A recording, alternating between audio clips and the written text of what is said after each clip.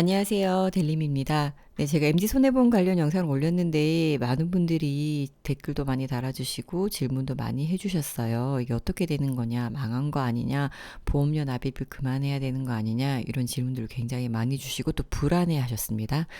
자, 그래서 제가 이 소식을 좀 빠르게 전해드려야겠다라고 생각을 하고 오늘 이렇게 가지고 오는 거예요. 자, MZ손해보험 영업 정지와 관련해서 그리고 앞으로 어떻게 처리할 것인지 금융위원회 회의를 통해서 오늘 발표가 되었습니다.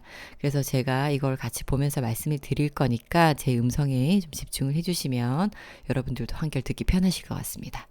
MZ손해보험에 대해서 정리를 했는데 어떻게 정리를 했냐? 신규 보험 계약 체결을 금지합니다. 자, 이건 영업 일부 정지가 되는데 새로운 계약을 체결하려면 뭐 설계사분도 필요하고 수수료도 줘야 되고 굉장히 많은 비용들이 발생을 합니다. 그래서 그 부분은 더 이상 신규 계약은 받지 않고 대신 기존 보험을 잘 관리하고 동일하게 유지를 해서 이 보험을 정상화시키려고 지금 추진을 하고 있습니다. 이건 정리가 돼서 회의에서 이미 다 논의가 된 내용이기 때문에 이건 다 정해진 내용이라고 보시면 됩니다. 원래 MZ손해보험이 부실 금융기관으로 지정이 되면서 이걸 뭐 여러 차례 팔려고 했는데 잘 팔리지가 않았어요. 그래서 이걸 경영을 좀 개선을 해봐라, 팔아봐라, 다른 회사랑 합병을 해라 라고 했지만 현실적으로 이게 이루어지기 좀 힘든 상황입니다. 자, 그래서 이걸 어떻게 처리를 해야 될까 고민이 많았어요. 보험 계약자도 많고 금액도 큰데 이걸 이대로 청산이나 파산을 해버리면 금융시장도 불안정해질 거고 그리고 보험 산업에 대한 신뢰가 깨질 거다.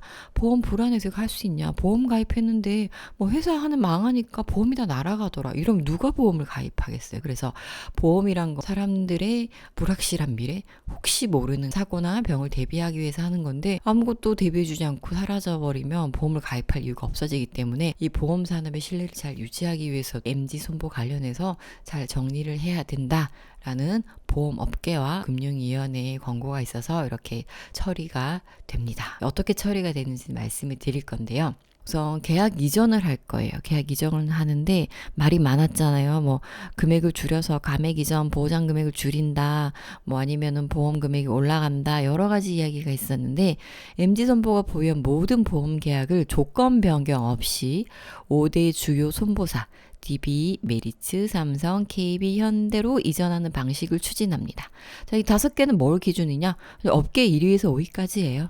그래서 이 5개 보험사로 나눠서 가져가는데 좀 궁금하시잖아요. 보통 이런 게 뭐 한 2개 정도 되면 짝수 홀수로 가져가라 이렇게 하는데 5개 보험회사에서 계약을 가져가기 때문에 랜덤하게 계약을 나눠서 가지고 갈 것 같습니다.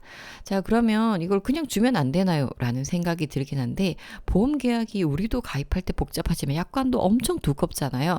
이걸 전산으로 만드는 데는 더 오래 걸린다고 합니다. 그래서 이 보험 계약이 복잡하기 때문에 전산을 만들고 계약 이전 준비까지 상당한 시간이 걸리는데 이게 1년 이상 걸린대요. 그래서 현재 1년에서 1년 반 정도를 예상을 하고 있는데 이 계약 이전 준비 기간 중에 보험을 안정적으로 유지하고 관리하기 위해서 가교보험사를 활용을 해서 그러니까 임시보험사를 만들어서 여기에서 계약을 다 담아뒀다가 준비가 다 됐다. 그러면 5개의 손보사로 계약을 이전할 계획을 세우고 있습니다.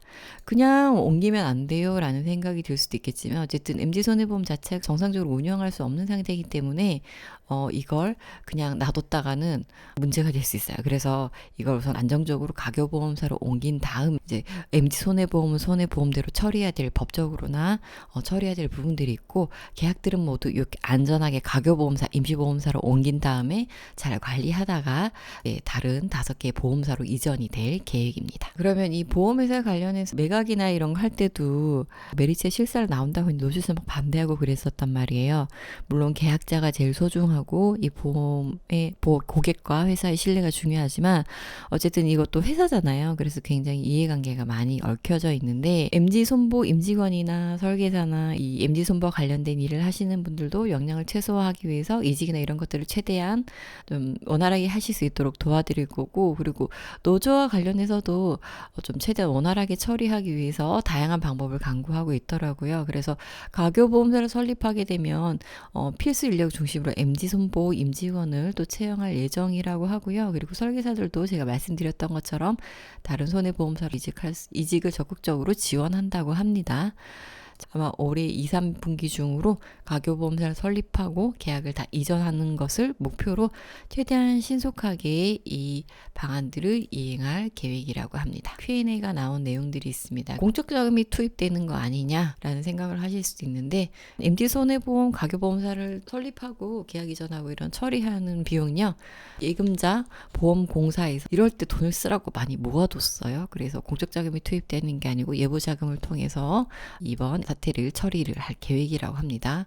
그리고 아까도 말씀드렸듯이 이 기존의 매각이나 이런 것들이 노조의 반대로 인해서 원활하게 잘 진행되지 않았던 부분이 있었어요. 그래서 기존 직원들을 어떻게 좀 합의를 이끌어낼 거냐라고 했을 때는 기존 직원들을 고용하고 이직과 고용이 원활히 이루어질 수 있도록 진행할 예정이다. 라고 이야기를 해주셨습니다. 그래서 자금이 부족하진 않나요? 라는 질문에 우선 실사를 해봐야 정확한 금액을 알 수는 있긴 하지만 예부 자금이 1조 8천억 원 정도 있어가지고 아마 뭐 부족하진 않을 것 같아요. MD손보 같은 경우에는 부실 상황이 오래 지속됐기 때문에 사실 처음에는 청산이나 파산을 고려했었대요. 그런데 고객들도 워낙 많고 또 피해가 가면 안 되니까 이 피해를 최대한 줄이기 위해서 고민을 한 것이 계약 이전인데 5대 보험사와 함께 논의를 했고 계약 이전하기에 시간이 걸리고 그걸 어떻게 해야 되느냐라고 고민했을 때 그럼 예보에서 가계보험사를 하나 설립해서 여기 계약자들을 우선 담아두고 다 정리가 되면 보험사의 계약을 나눠서 이전을 하자 이렇게 정리가 됐다라고 생각을 하시면 됩니다. 자, 그런데 이런 얘기들도 있죠.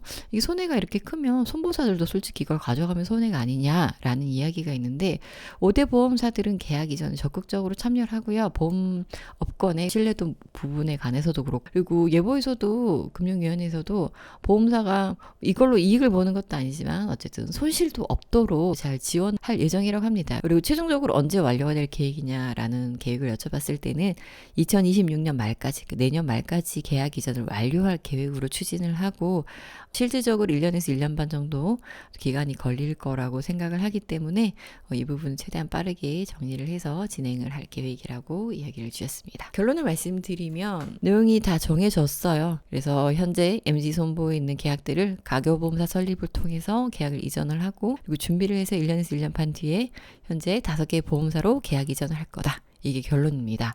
그래서 이 보험을 유지해야 되냐, 해지해야 되냐, 납입을 중지해야 되냐 이런 고민을 하셨던 분들은 아무 문제 없이 보험을 잘 납입을 하시면 되고요. 뭐 감액 이전이나 아니면 뭐 보장이 줄어드는 거 아니냐 이런 걱정은 하지 않으셔도 될 것 같습니다. 그 부분은 논의가 된 부분이 아니라 정상적으로 그대로 가져가는 것을 논의했기 때문에 이 부분에서 걱정하지 마시고 대신 법적으로 문제없는 정상 계약건이어야 해요. 그래서 뭐 실효가 된다거나 뭐 연체가 된다거나 이런 건이 정상적으로 납부를 하고 있고 언제든 보험을 청구하실 수 있는 그런 상태여야 하기 때문에 보험금 연체된 것들이 있으면 다 납부를 하셔서 보험을 잘 유지할 수 있도록 정리를 하시고요. 그리고 혹시라도 만약에 실효가 됐다거나 만약에 보험을 살려야 될 건이 있다. 2개월 이상 연체가 돼서 실효가 됐다 하시는 분들은 빠르게 납입을 하시고 다시 보험을 부활을 시켜서 정상 계약건으로 돌려놓으시길 바랍니다. 그래서 이 부분은 정리가 되었기 때문에 더 이상 불안해하지 않고 잘 납입하고 잘 유지를 하시면 될 것 같습니다. 오늘의 내용은 여기까지고요. 저는 다음에 또 여러분들에게 유익한 정보를 가지고 돌아오겠습니다. 그럼 우린 다음 영상에서 만나요.